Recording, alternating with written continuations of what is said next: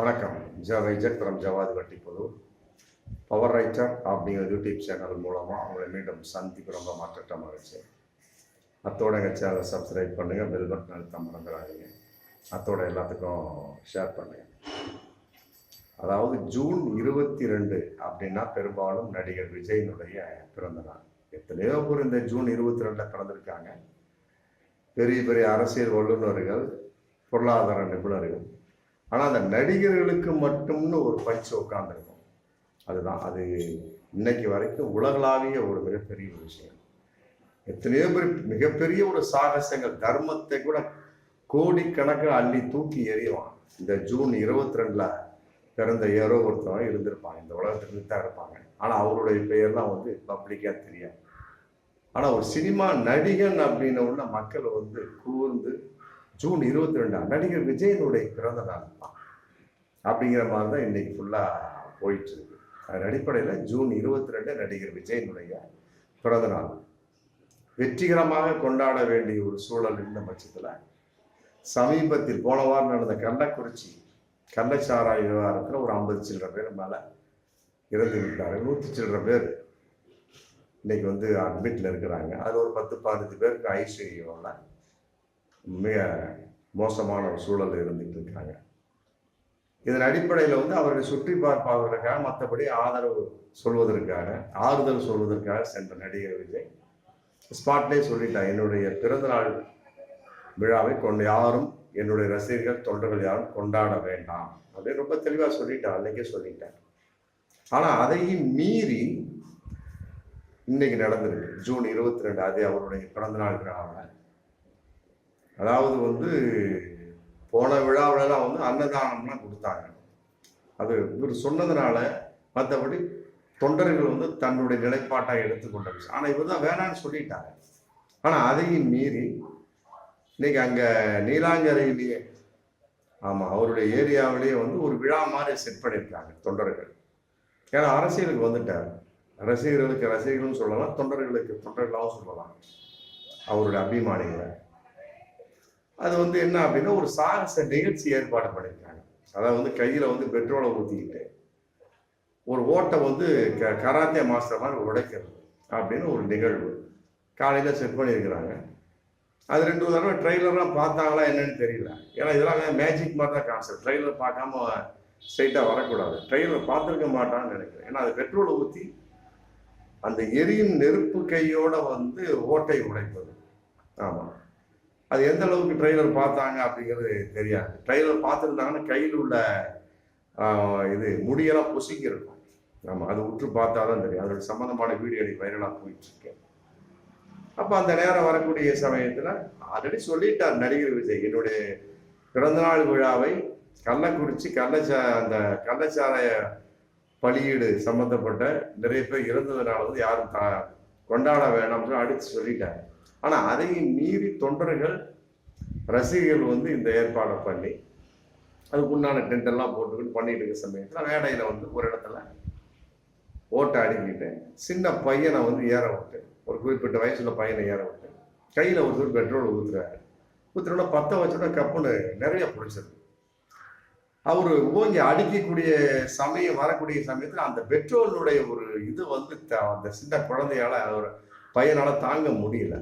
ஆவுன்னு அலற ஆரம்பிச்சிருக்காரு. உடனே பக்கத்தில் பெட்ரோலை ஊற்றினார் பார்த்தீங்களா அந்த பெரியவர். அவரு என்னவோ அவரு திரும்பியும் எக்கச்சக்கமாக சேர்ந்து அலற மாறக்கூடிய சமயத்தில் டக்குன்னு என்ன பண்ணிட்டார், கையில் இருந்த அந்த பெட்ரோல் பாட்டிலை மறந்துட்டார். அப்போ என்ன ஆகுது, எரியிற தீர மீண்டும் எண்ணெய் ஊற்றுறாங்க. அதே பெட்ரோல் ஊற்றப்பட்டு மீண்டும் கபகம்னு பிடிக்க ஆரம்பிச்சு மிகப்பெரிய விபரீதம், மிக பெருசாக நடக்காத அளவுக்கு சின்ன விபரீதமாக முடிந்திருக்கக்கூடிய ஒரு இன்றைய விஜய் பிறந்தநாள் உண்மையிலே சோகமான ஒரு நிகழ்வு தான் சொல்லணும். ஆல்ரெடி கள்ளக்குறிச்சி கள்ளச்சாராயம் அந்த சாவு சம்பந்தப்பட்ட வகையில் மிகப்பெரிய ஒரு சோகம் தமிழகத்தில் போயிட்டு இருக்கு. ஆமாம், இது பத்தாததுக்கு இது வேற. கையில் நெருப்பு, பெட்ரோலை ஊற்றி நெருப்பு பற்ற வச்சா அது பற்றி எரியும். அது எந்த அளவுக்கு ஒரு சதவிகித கணக்கு ட்ரெயிலர் முதல்ல சொன்ன மாதிரி ட்ரெய்லர் பார்த்துருக்கோம். ட்ரெய்லர் பார்க்க அவங்க வாட்டு ஊற்றிட்டாங்க, முடிஞ்சு போச்சு, கப்புன்னு பிடிச்சிருச்சு. சரி, பிடிச்சவர் பக்கத்தில் இருந்த பெரியவர் விலகி போய் நின்றாரா, அதுவும் கிடையாது. அவர் அலறி காப்பாற்றக்கூடிய சமயத்தில் அவர் ஊற்ற ஆரம்பிச்சிக்கலாம் அந்த பெட்ரோலை. அந்த பாட்டில் கையில் வச்சிருந்து அவர் மறந்துடுறாரு. டக்குன்னு என்ன ஆயிடுது, ஸ்லிப்பாகி மீண்டும் பெட்ரோலில் வந்து மீண்டும் பற்றி எரியுது. அதனால் ஒரு மிகப்பெரிய ஒரு சோகமான நிகழ்வு நடக்காம வந்து ஒரு சின்னதாக நடந்துருக்குது. கையெல்லாம் ஃபுல்லாக எரிஞ்சு இன்னைக்கு வந்து அந்த பையன் வந்து நீலாங்கரையிலே வந்து ஒரு தனியார் ஆஸ்பத்திரியில் வந்து அட்மிட் ஆகக்கூடிய சூழல். இது வந்து உண்மையிலே வந்து வருத்தத்துக்குரிய விஷயமாக இருந்தாலுமே கூட அவரு தான் ஆல்ரெடி சொல்லிட்டாங்க. யாரு? நடிகர் விஜய் சொல்லிட்டேன், என்னுடைய பிறந்த நாள் விழாவை கொண்டாடாதீர்கள், முடிஞ்சு போச்சு. அதையே வந்து தொண்டர்கள் ஏற்றுக்கொள்ள மாட்டாங்களா அப்படிங்கிறது, ஏற்றுக்கொள்ள வேண்டும் அப்படிங்கிறது மிகப்பெரிய ஒரு கேள்வி அன்னைக்கு போயிட்டு. இது இந்த கட்சியில மட்டும் இல்லை, தமிழக வெற்றி கழகத்தில் மட்டும், ஏன்னா ஏகப்பட்ட கட்சியில ஆரம்பத்தில் வரக்கூடிய சமயத்துல திமுகவில் வந்து மேயராக வந்த மு.க. ஸ்டாலின் ஐயா வரக்கூடிய சமயத்துல கூட பட்டாசு வெடித்து கொண்டாட வேண்டாம்னு சொல்லிட்டு ஒரு கட்டுப்பாடை கொண்டு வந்தாங்க. பார்த்தா பேசிக்கிட்டு பேசி சுத்தி வரையெல்லாம் பட்டாசை வெடிச்சாங்க. அப்ப மு.க. ஸ்டாலினே வந்து ரொம்ப கண்டிச்சாங்க, எனவே பட்டாசு வெடிக்காதீர்கள், வெடிக்கக்கூடிய அளவுக்கு வரும் பட்சத்தில் நான் அந்த கூட்டத்துக்கு கலந்து கொள்ள மாட்டேன் அப்படிங்கிற மாதிரி சில தகவல் சொன்னாங்கன்னு நினைக்கிறேன். அந்த அடிப்பெல்லாம் ஆனால் அதையும் மீறி வெடிச்சுட்டு தான் இருக்கிறாங்க. ரசிகர்கள் அப்படித்தான் இருப்பாங்க, தொண்டர்கள் அப்படித்தான் இருப்பாங்க. ஆனால் இருந்தாலும் தலைவருடைய ஒரு ஒரு சொல் வாக்குன்னு ஒன்று இருக்கு இல்லையா, அதை வந்து ஏன் மறந்து விட்டார்கள் அப்படிங்கிறது இன்னைக்கு திமுக கழகம் மட்டும் இல்லை, தமிழக வெற்றி கழகம் வரைக்கும் நீண்டு விட்டது அப்படிங்கிறது தான் பகிரங்கமானது. இருந்தாலும் இப்போ விஜய் வந்து ஒரு பெயர் வந்து தொண்டர்கள் மற்றபடி அவருடைய இருக்கக்கூடிய ரசிகர்கள் பேச வைத்து விட்டார்களோ, கெடுத்து விட்டார்களோ அப்படிங்கிற ஒரு தகவல் இன்னைக்கு போயிட்டு இருக்கு. அதே மாதிரிதான் போன வருஷம் வந்து அன்னதானம் வழங்கக்கூடிய சமயத்துல அன்னதானம் போட்டுட்டு இருக்கிறாங்க விஜய் பிறந்த நாள்ல. பின்னால ஒரு நபர் வந்து அப்படியே குச்சியை பிடிச்சிட்டு அப்படியே போறாரு, அதுல வந்து விஜய் போட்டோ. இது வந்து அந்த நேரத்துல வந்து மிக கண்டனத்துக்குரியதாகவும், மற்றபடி என்னப்பா இந்த மாதிரிலாம் பண்றீங்க, அன்னைக்கு வந்து அவர் அரசியலுக்கு வரல, விஜய் மக்கள் இயக்கம் அப்படின்னு தான் போட்டிருந்தார். என்னப்பா இப்படிலாம் பண்றீங்க பப்ளிக் அப்படின்னு சொல்லிட்டு ஒரு அந்த நேரத்துல ஒரு முகம் சுழித்த ஒரு செயலாக நடந்துச்சு. இப்போ கூட இப்போ நான் கள்ளக்குறிச்சியில கூட கள்ளச்சாராயம் சாவை போய் பார்ப்பதற்கு யார் யார் அட்மிட்டா இருக்கு ஆறுதல் சொல்ல போகக்கூடிய சமயத்துல திடீர்னு ஒரு லேடி வந்து காலில் விழுகுறாங்க. காலில் விழுதுன்னு அவர் என்ன பண்ணி விழுகாதம்மா அப்படின்னு சொல்லிட்டு நடிகர் விஜய் என்ன பண்றாரு, தூக்கி அந்த மார்போடு அனைத்து ஆறுதல் சொல்றாரு. அதை சொல்லிட்டு அவர் அதில் விழுக்கூடாம சொல்லிட்டு அது சம்பந்தமா பேசிட்டு போயிடுறாரு. இதை வந்து இந்த கையில பெட்ரோலை பற்ற வச்ச மாதிரி பல பேர் பற்ற வச்சு என்ன பண்ணிட்டாங்க, அதை வைரல் பண்ணி, அதாவது வேண்டுமென்றே தொண்டர்கள் வேண்டுமென்றே அந்த தமிழக வெற்றி கழகத்தினுடைய தொண்டரை வந்து வேண்டுமென அந்த பெண்ணை வந்து விஜய் காலில் விழும்படி தள்ளி விட்டார்கள், அந்த அம்மாவா விழுல அப்படிங்கிற மாதிரிலாம் ஒரு தகவல் நேற்று கொண்டு போயிருந்தாங்க. அப்புறம் அந்த அம்மாவை பேட்டி கொடுத்துட்டாங்க, எப்பா யார் சொல்லி நான் காலில் விழுது கிடையாது, அங்க உள்ள அந்த நிர்வாகி தமிழக வெற்றி கழகத்தின் நிர்வாகி வந்து விஜய்கிட்ட போய் பேசுறதா பேசுங்கன்னு சொன்னாரு, நான் தான் போய் விழுதுனவளே அவராக தள்ளிவிடவில்லைன்னு சொல்லிட்டு அதுக்கு ஒரு மறுப்பு கொடுத்து அதை ஈக்குவல் பண்ணிட்டாங்க. அது மாதிரி வந்து ஒரு வளரக்கூடிய ஒரு கட்சி, சாதாரண கிடையாது, வளரக்கூடிய கட்சியில தலைவர் என்ன சொல்கின்றாரோ அதை கேட்கக்கூடிய அளவுக்கு தான் தொண்டர்கள் இருக்கு. இல்லாட்டி இந்த மாதிரி மிகப்பெரிய அசம்பாதம் நடக்கணும். ஏன்னா இப்போ தமிழக வெற்றி கழகம் வந்து 2026 சட்டமன்ற தேர்தல் கட்டாயமாக போட்டியிடும் அப்படிங்கிற மாதிரி இன்னைக்கு அறிவிப்பு வெளியிட்டாச்சு. இந்த பிறந்தநாள் விழாவிலே வந்து ஏகப்பட்ட பேர் வந்து நடிகர் விஜய்க்கு வாழ்த்து தெரிஞ்சிருக்காங்க. அதுல குறிப்பிட்டு சொல்லக்கூடிய சமயத்து சீமானுடைய வாழ்த்து ரொம்ப பஞ்ச் பண்ணக்கூடிய ஒரு சூழலா இருக்கு. ஏழை எளியவர்களுக்காக மற்றபடி பாட்டாளி மக்களுக்காக அவங்க கட்சியை ஆரம்பிச்சிருக்கிறீங்க, உண்மையிலே வாழ்த்துக்கள் அப்படிங்கிற மாதிரி ஒரு அந்த அரசியல் ரீதியான ஒரு போக்கு மாதிரி பேசியிருக்கிறார். அதே நேரத்தில் எடப்பாடி மற்ற நடிகர்கள் நிறைய அரசியல்வாதிகள் நடிகர் விஜய்க்கு வந்து போன வருஷம் இல்லாத அளவுக்கு இந்த வருஷம் ஏகப்பட்ட பேர் வாழ்த்து சொல்லியிருக்கிறாங்க. இந்த ஒரு 3 நாளைக்கு முன்னால செல்லூர் ராஜு கூட மதுரையில பேசியிருக்கிறார். அதாவது நடிகர் விஜய் வந்து அதிமுக கூட்டணிக்கு வர வேண்டும், விஜயோடு சேர்ந்து நம்ம கூட்டணிக்கு தயார் அப்படிங்கிற மாதிரி ஒரு கருத்து சொல்லியிருக்கிறார். அந்த அளவுக்கு வந்து விஜயை நோக்கி எதிர்பார்ப்பான ஒரு விஷயம் நடந்துட்டு இருக்க சமயத்துல இந்த மாதிரி ஒரு விஷயம் நடக்கக்கூடிய சமயத்துல மக்கள் என்ன நினைப்பார்கள் அப்படிங்கிறது தொண்டர்கள் தான் நினைக்கணும். நடிகர் விஜய் சொல்லிட்டாரு, எப்பா என்னுடைய பிறந்த நாளை கொண்டாடான்னு சொல்லிட்டாரு.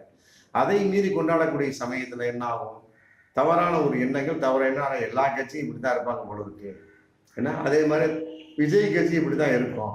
ஏன்னா எதிர்பார்ப்பு நிறைய இருந்துக்கு 2024 முன்ன சொன்னது போல 2026 சட்டமன்ற தேர்தலில் சீமான் கட்சியோடு விஜய் கட்சியும் இணைந்து போட்டியிடலாம் அப்படிங்கிற ஒரு தகவல் இன்னைக்கு வந்துட்டு நம்ம இந்த பிறந்தநாள் விழாவில் வந்து ரொம்ப எதிர்பார்ப்பாக இருந்துட்டு இருக்கு. அவருடைய பிறந்தநாள் வாழ்த்து வந்து ஒரு வித்தியாசமாக இருக்கிறதுனால கட்டாயமாக போட்டியிட வாய்ப்பு இருக்கு அப்படிங்கிறது. ஏன்னா திராவிட கட்சிகளுக்கும் தேசிய கட்சிகளுக்கும் எதிரான ஒரு வெற்றிடம் இன்னைக்கு தமிழகத்தில் இருந்துட்டு தான் இருக்கு. அதன் அடிப்படையில் சீமானும் தமிழ் இது நடிகர் விஜயும் இணைந்து போட்டியிடக்கூடிய சமயத்தில் மிகப்பெரிய ஒரு வெற்றி அடையலாம். ஏன்னா சீமானுக்கு ஆல்ரெடி 8.19% வாக்கு வங்கி உயர்ந்தாச்சு, அங்கீகாரம் கிடைச்சாச்சு.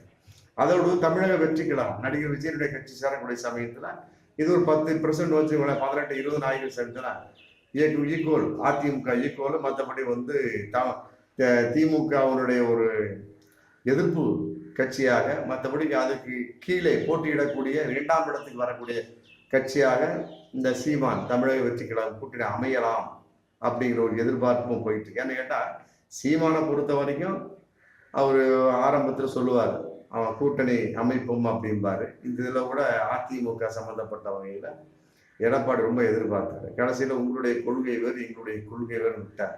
ஏன்னா இவர் வந்து தமிழ் கட்சி, தமிழ் அப்படி கான்செப்ட், அவங்க திராவிட கட்சிகள், உங்களுடைய கொள்கை எங்களுக்கு ஒத்து வராதுன்னு போட்டு சொல்லிட்டாரு, முடிஞ்சு போச்சு. ஆனால் தமிழக வெற்றிக்கிழமை அப்படி இல்லை, தமிழில் பேர் இருக்கு, திராவிடங்கிற பேர் இல்லை, அங்கே நாம் தமிழர் கட்சின்னு பேர் இருக்கு. அதனால வந்து திராவிடங்கிறது இல்லை, தேசியங்கிற கான்செப்ட் ஒரு ஒரு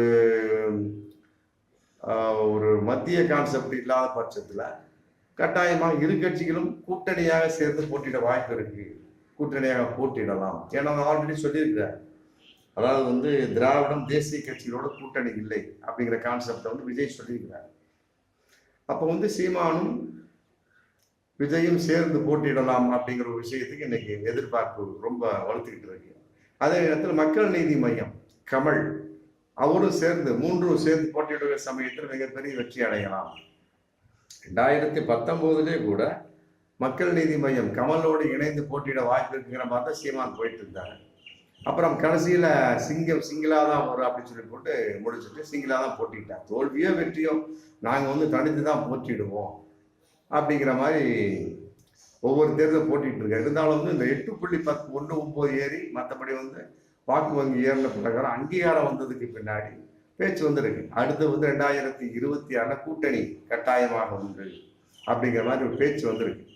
அதன் அடிப்படையில் அவர்களுக்கு பிடிக்காத திராவிட கட்சிகள், தேசிய கட்சிகள், அதனால வந்து தமிழ்ங்கிற கான்செப்ட், தமிழர் கட்சிங்கிற கான்செப்ட் தமிழ் வெற்றி கழகம், தமிழக வெற்றி கழகம் இருக்கிறதுனால கட்டாயமாக நாம் தமிழர் கட்சியோடு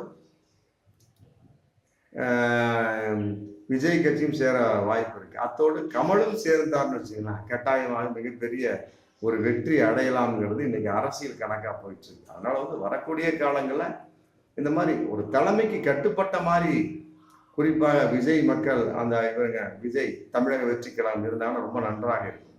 ஏன்னா ஒரு வெற்றிடம்ங்கிறது கட்டாயமாக இருக்கு, அதில் மாற்று கருத்து இல்லை. ஆமாம், திமுகவுக்கு பின்னாடி அதிமுகவாக மிகப்பெரிய ஒரு கேள்விக்குறி. அவங்களாம் வந்து என்னைக்கு ஒன்றா சேர்றது, ஆத்தாளுக்கு அம்மாள் பால் கறக்கிறது, அதனால் அது மிகப்பெரிய ஒரு வாய்ப்பு இல்லை. ஆக திமுகவுக்கு அடுத்து அவன் மிகப்பெரிய ஒரு கூட்டணியாக ஏற்படக்கூடிய சமயத்தில் சீமான் தமிழக வெற்றி கழகம், நாம் தமிழர் கழகம் 2 பேரும் சேர்ந்தாங்கன்னா ரொம்ப டாப்பில் இருக்க வாய்ப்பு இருக்குங்கிறத இன்னைக்கு அரசியல் கருத்து கணிப்பாக போயிட்டு இருக்கு.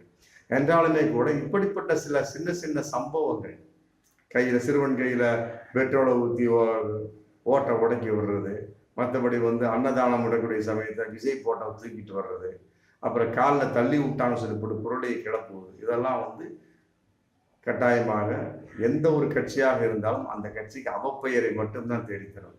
ஆனால் இனிமேல் வரக்கூடிய காலங்களில் தமிழக வெற்றி கழகத்துடைய தொண்டர்கள், ஆமாம் தலைமை என்ன சொல்கிறாரோ, விஜய் என்ன சொல்கின்றார், தலைமை என்ன சொல்கிறார், அதுக்கு கட்டுப்பட்டு நடங்க. ஆமாம், இல்லாவிட்டால் வெற்றி என்பது தோல்வியாகவும் மாற வாய்ப்பு இருக்குது என்பதுதான் பகிரங்கமான ஒன்று. மீண்டும் அடுத்த வீடியோ சந்திப்போம். நன்றி.